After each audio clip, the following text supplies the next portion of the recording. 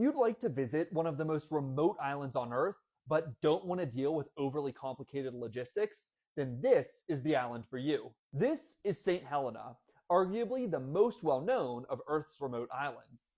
Located in the South Atlantic Ocean, St. Helena is about 1,200 miles west of Africa, 2,500 miles east of South America, and 800 miles southeast of the nearest inhabited land, Ascension Island. Like most other isolated islands in the South Atlantic, St. Helena is volcanic in nature. It first started forming roughly 14 million years ago, as the result of long-running volcanic activity from the St. Helena hotspot. However, that activity stopped around 7 million years ago, and in the time since, erosion has carved the island into a landscape of rugged mountains, deep valleys, and steep cliffs. Today, the highest point on the mountain is Diana's Peak, which rises to an elevation of 2,684 feet.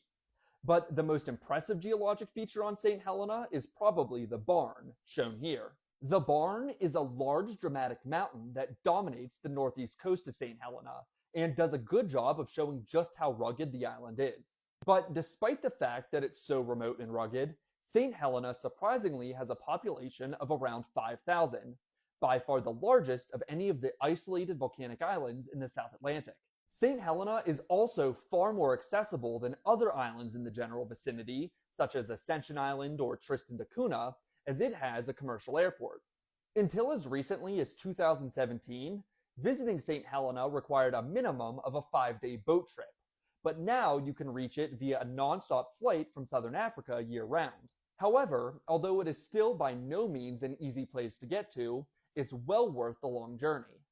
In addition to the incredible landscapes that I already touched on, St. Helena also has a pretty interesting history. Most famously, Napoleon Bonaparte was exiled to the island in 1815, and he remained there until his death in 1821. But my favorite part of St. Helena is its capital, Jamestown. As you can see here, Jamestown is tucked into a long, narrow canyon called James Valley, making it one of the coolest looking settlements on the planet. In fact, I actually think that Jamestown is my favorite capital city on Earth, geographically speaking. So, given all this information, would you visit St. Helena? Let me know in the comments and follow for more geography content.